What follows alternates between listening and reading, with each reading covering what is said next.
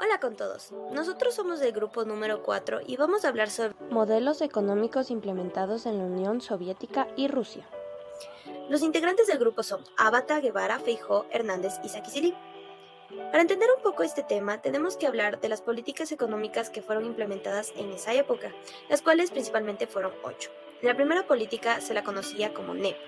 Esta política económica fue implementada por Lenin a partir del año de 1921, la cual permitió una pequeña liberación económica. Bajo esta política se permitió la actividad privada y el comercio. Se permitió a los campesinos vender sus productos en el mercado abierto y se establecieron empresas bajo propiedad privada. La segunda política es la colectivización forzada.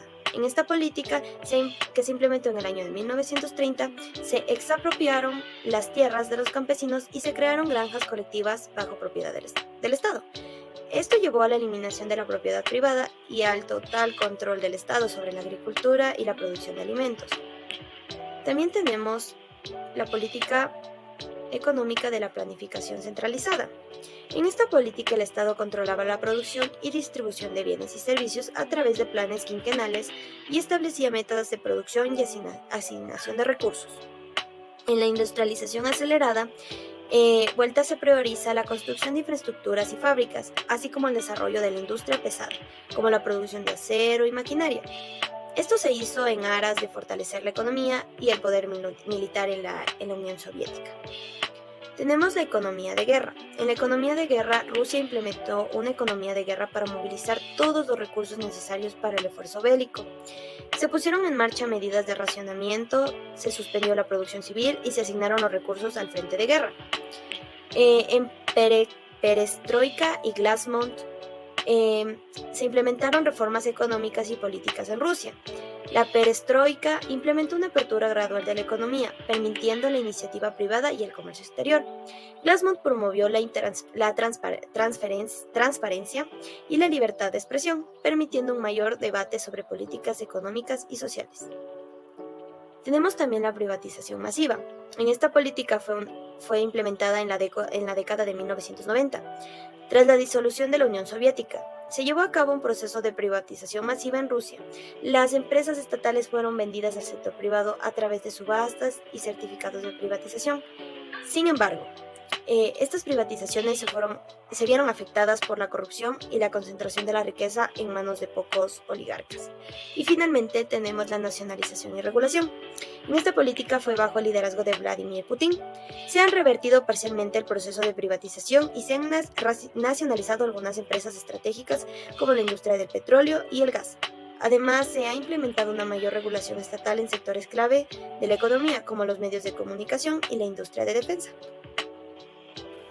Las políticas públicas económicas implementadas en territorio ruso en 1921 han tenido como objetivo reducir el desempleo y estimular el crecimiento económico. Sin embargo, la efectividad de las políticas con las expectativas del modelo de OPU pueden verse afectadas por diversos factores. Durante el periodo soviético, los medios de producción estaban a manos del Estado. La industria pesada, la industria militar, tierras agrícolas y recursos naturales eran propiedad del gobierno central y la planificación centralizada determinaba la producción y la asignación de recursos. Además, el bloque comunista tenía una fuerte orientación hacia el comercio con otros países socialistas, mientras que las relaciones comerciales con el resto del mundo eran limitadas. Aumentó la producción de algodón, acero, petróleo y carbón, lo que causaba una centralización en los pueblos más desarrollados de la URSS. Aunque tenía un gran desarrollo industrial, el Estado descuidaba la industria de bienes y servicios, teniendo intervención a mediados de los 60 y se da prioridad a la educación y un poco de libertad a las empresas estatales, estimulando los bienes de consumo como los carros, televisiones y electrodomésticos, aunque mantenía problemas con los servicios básicos. El hecho que la economía rusa estaba altamente controlada por el Estado pudo haber limitado la aplicabilidad de la ley de Ockham. Sin embargo, se observa que la URSS se centraba y enfocaba en la producción. Después de la caída de la Unión Soviética en 1991, Rusia adoptó una economía de mercado y comenzó a implementar reformas económicas. Hubo un proceso de privatización en muchos países que antes formaban parte del bloque soviético. Se pasó de un modelo de propiedad estatal dominante a una economía en la que los medios de producción y las empresas fueron transferidos a manos privadas. Los países se embarcaron en la transición hacia la economía de mercado, buscando una mayor integración en la economía global. Se abrieron al comercio con otros países y fomentaron inversiones extranjeras para impulsar el crecimiento económico. Estimados compañeros y estimado docente, mi nombre es Erika Sakiseli y les voy a hablar sobre la formación bruta de capital fijo, un análisis en Rusia a través del tiempo. La comparación de la formación bruta de capital entre Rusia soviética y Rusia en la época del mandatario Vladimir Putin a través de los datos económicos clave, exploraremos cómo ha evolucionado la inversión en activos productivos a lo largo de esos periodos. En la década de 1980, la Unión Soviética canalizó gran parte de su formación bruta de capital hacia la industria prestada y proyectos de infraestructura bajo un control estatal. Vemos un crecimiento sostenido desde 1988 hasta 1991, alcanzando su punto máximo con 36.27 unidades. Con la disolución de la Unión Soviética en 1991, Rusia enfrentó una compleja transición hacia una economía de mercado. Esta transición estuvo acompañada de desafíos económicos, lo que resultó en una disminución significativa de la inversión en capital fijo en los años 90.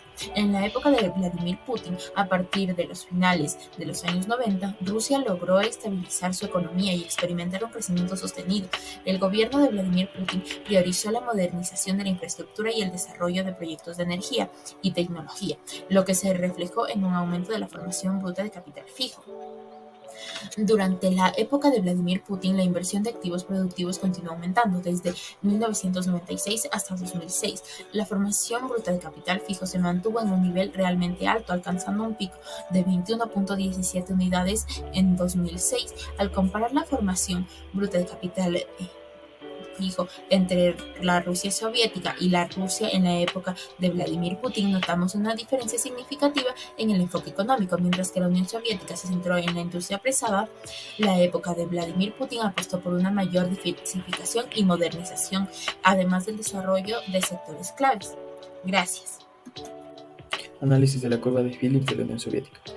En el caso de la Unión Soviética, desde 1921 se puede observar una estrecha relación entre la tasa de inflación y la tasa de desempleo, además de las políticas económicas que desempeñaron un papel importante en la forma en que se reflejó la curva de Phillips. Durante este periodo, la Unión Soviética experimentó cambios significativos en su política económica. Inicialmente, después de la Revolución Rusa en 1917, se implementaron medidas para la colectivización y la producción agrícola, además de nacionalizar la industria, lo que provocó una disminución en la producción y un aumento en el desempleo. Esto se reflejó en una alta tasa de desempleo junto con una tasa de inflación relativamente baja. Sin embargo, a medida que avanzaba la década de 1920 se llevaron a cabo reformas económicas como la nueva política NEP, que promovían la flexibilidad económica y la introducción de elementos capitalistas en la economía. Estas medidas llevaron a un crecimiento económico y una reducción en el desempleo. Como resultado, la tasa de desempleo disminuyó y la inflación se mantuvo baja. Las políticas económicas implementadas tuvieron un impacto significativo en la relación entre la tasa de inflación y la tasa de desempleo. Las políticas monetarias o fiscales expansivas, junto con el impulso de la industrialización, llevaron a una disminución del desempleo, pero también un aumento de la inflación. Por otro lado, las políticas más restrictivas y orientadas hacia la estabilidad económica, como las NEP, permitieron una reducción del desempleo y una menor inflación. Como se puede ver en el gráfico, se comprueba que la inflación y la tasa de desempleo en la Unión Soviética tienen una relación negativa, ya que a medida que sube el desempleo bajan las tasas de inflación, y en algunos puntos es viceversa, ya que mientras más subió la inflación, más bajaba el desempleo. Bueno, movimientos en la ISLM en la Rusia comprendida entre el tiempo de 1980 a 2000. Importante puntualizar que en 1980 a 2000, más o menos entre 1980 y 1990, fue la transición de la URSS a Rusia. Entonces, para comenzar con esto debemos saber qué es ISLM. ISLM es un modelo macroeconómico que representa la interacción entre el mercado de bienes y servicios y lo que es el mercado monetario. Entonces, para esto, como fue un periodo de transición, se encontraron en sí las cifras de este periodo de 1980 a 2000 en lo que es inversión, gasto público y todo aquello que interfieren en lo que es IS. Por tanto, vamos a hablar a través de lo que se conoce. La curva de equilibrio del mercado de bienes durante estos años sufrió una disminución de lo que es su producción, es decir, esto debido pues a los impactos negativos que tuvieron las diferentes políticas, y además con esto lo que es el consumo, o sea, la demanda de bienes y servicios también se ve afectado, lo que hace que nuestra IS disminuya. Muy bien, y también con esto aumenta el desempleo, que tiene que ver con la ley de Oakland. Más allá de esto, la LM, en este caso, sufre la economía rusa una inflación, la inestabilidad financiera comienza a generalizarse. Entonces, lo que se tiene aquí es que la incertidumbre económica afecta a la demanda de dinero. Como vimos antes en nuestra anterior gráfica, la IS se había desplazado a la derecha y el M había cambiado su punto de equilibrio a uno menor.